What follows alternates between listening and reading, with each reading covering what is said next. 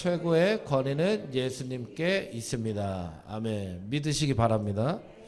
오늘 본문을 보면은 로마의 백부장이 예수님께로 나옵니다. 그렇죠? 근데 자기가 가지고 있던 문제를 가지고 나와요. 그냥 나오는 게 아니라 그 문제를 가지고 나왔을 때 그 문제가 해결받게 되었다. 이렇게 우리에게 말씀을 합니다. 근데 이것은 단순히 문제 해결을 하고자 하는 1차원적인 이 모습이 아니라 백부장이 가지고 있었던 믿음이 예수님께로 향했을 때 문제가 해결됐다. 그래서 우리 누구나 다 믿음이 있지 않습니까? 세상 살아가는 사람들도 믿음이 있어요. 근데 그 믿음이 예수님께로 향해야 역사가 일어난다.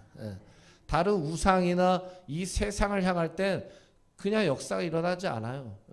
하지만 예수님께로 우리의 믿음이 향했을 때 우리의 모든 문제들이 해결되는 놀라운 역사가 일어날 줄 믿습니다.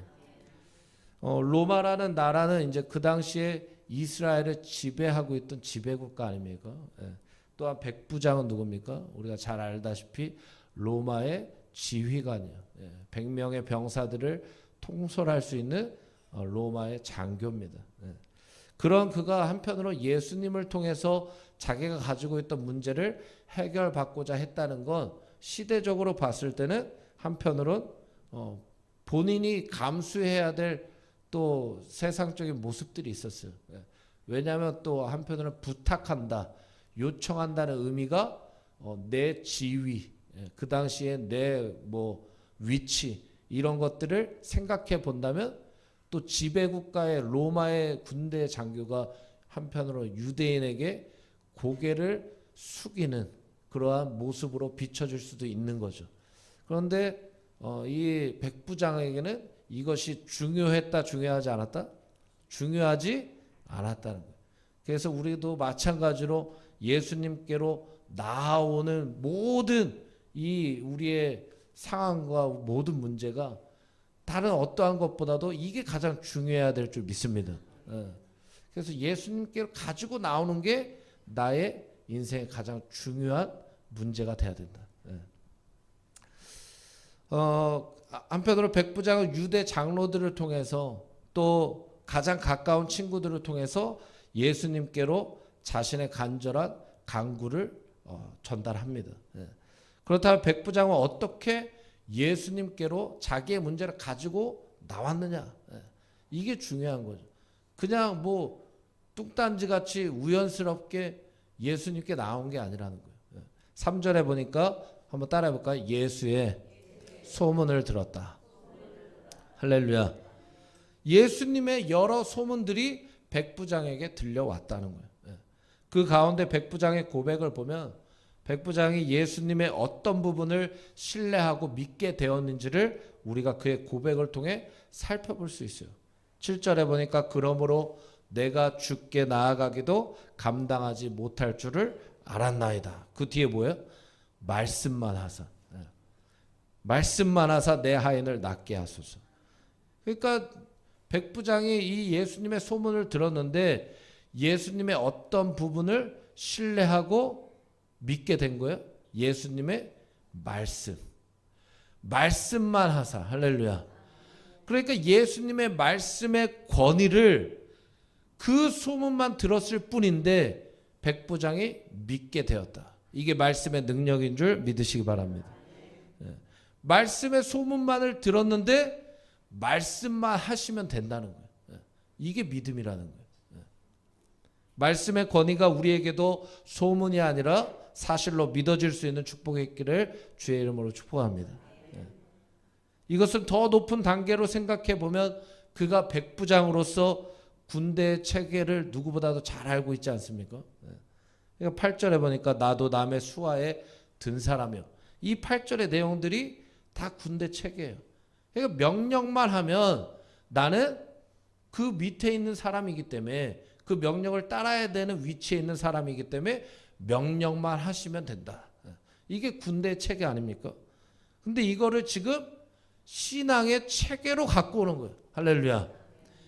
군대의 체계로 끝나는 게 아니라 이거를 나의 신앙생활의 체계로 갖고 온다. 질서의 체계로 갖고 오는 거예요. 누가 명령만 하시면 된다는 거예요. 예수님이 명령만 하시면 이 모든 더러운 질병의 문제, 죽고 사는 문제가 반드시 해결될 줄 믿습니다. 이게 백부장의 믿음이라는 거예요.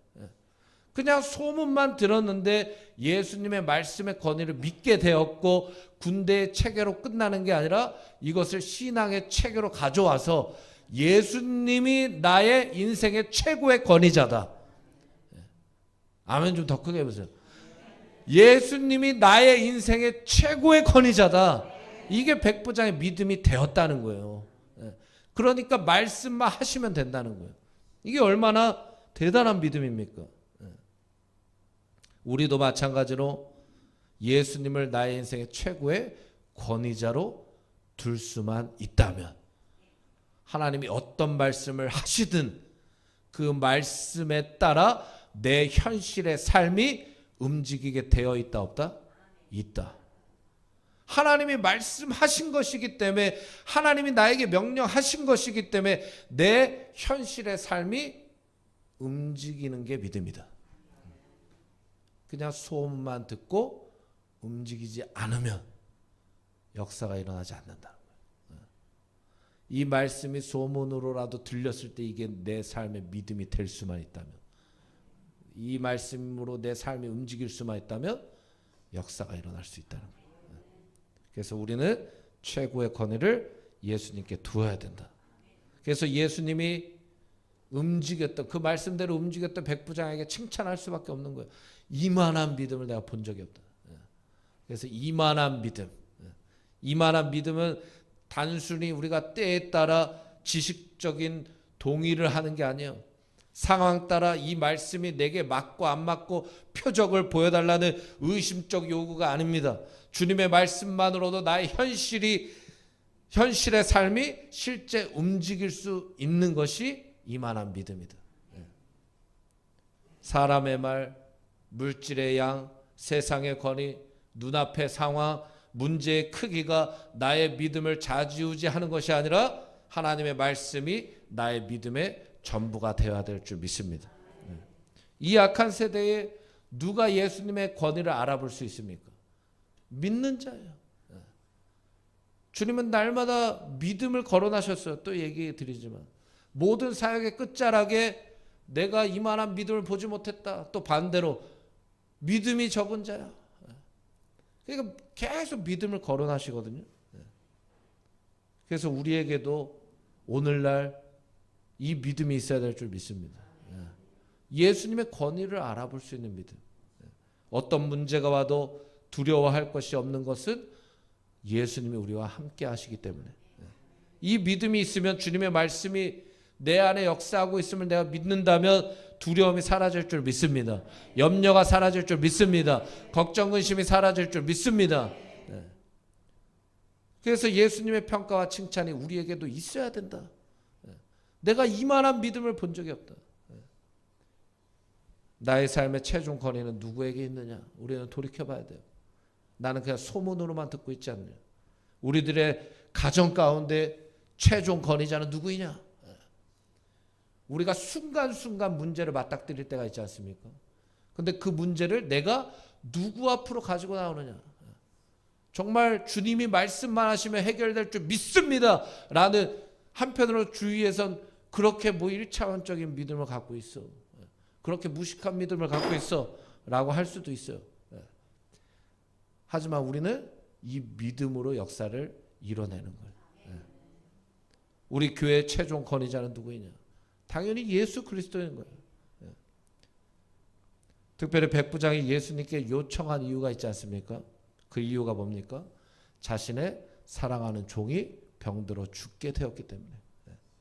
그것은 어찌 보면 종의 문제이지만 그 문제가 나의 문제다. 왜 그렇습니까? 사랑하느니라 어원은 인간적인 사랑을 얘기하는 게 아니에요. 가치, 존귀, 존중, 명예 이런 뜻을 가지고 있습니다.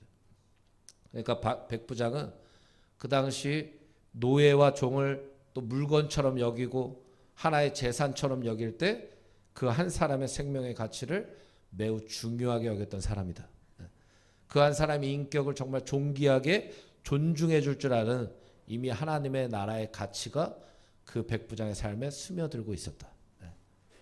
그러니까 더 넓게 본다면 믿음이 있다면 삶이 따라오게 돼 있다.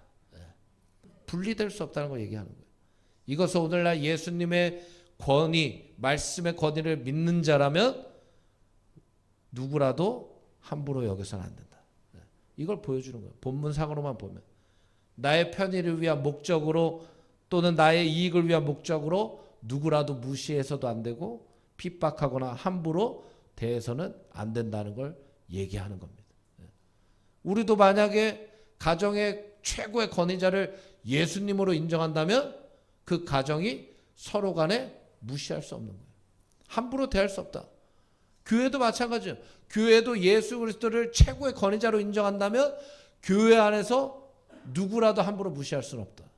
내 인생의 최고의 권위자를 예수 그리스도로 인정한다면 내 인생뿐만 아니라 오늘 본문상으로 보면 백부장이 자신의 종을 사랑하고 가치 있게 여기고 그 생명을 존중해 줄 줄 아는 사람으로 나온 것처럼 나도 다른 사람을 그렇게 존중해 줄 수 있는 그리스도인이 될 수밖에 없다. 할렐루야. 또 우리 교회로 가지고 온다면 한편으로 백부장이 그냥 있었던 게 아니야. 그렇죠? 이것을 한번 따라해 볼까요? 간절하게 간구했다.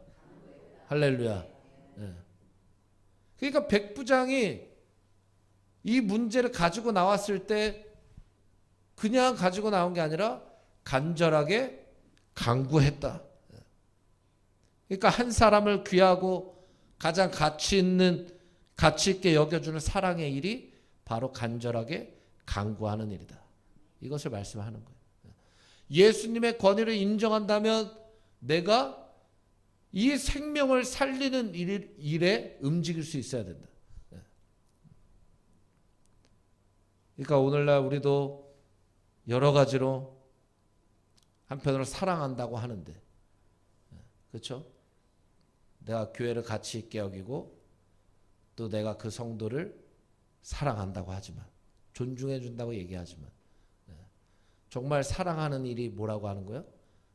그 사람을 위해, 그 공동체를 위해 간절하게 간구하는 것이다. 그 한편으로 우리로 적용해 본다면 우리가 목장 안에 있고 마을 안에 있고 교회 안에 있고 가정 안에 있고, 근데 그 문제, 그 사람이 내가 사랑한다고 하지만 죽어가고 있는데 내가 그 문제를 내 문제로 여기지 않는다? 그럼 사랑하지 않는 거예요. 직접적으로 우리가 이 본문상으로 들어가 보면 내가 그 공동체를 가치 있게 여기고 소중하게 여긴다고 하지만 그 공동체가 죽어가고 있는데 그 공동체를 위해서 기도하지 않는다? 사랑하지 않는 거예요. 그러니까 우리가 예수 그리스도를 사랑할 수 있다면, 할렐루야. 예수님이 우리를 먼저 사랑해 주셨잖아요. 우리를 가장 가치 있게 여겨 주셨잖아요. 그래서 예수님을 내가 정말 최고의 권위자로 둔다면 예수님이 사랑하는 그 사람, 예수님이 가치 있게 여겨주는 그 공동체, 내가 사랑할 수 있게 되고 가장 가치 있게 여기게 된다.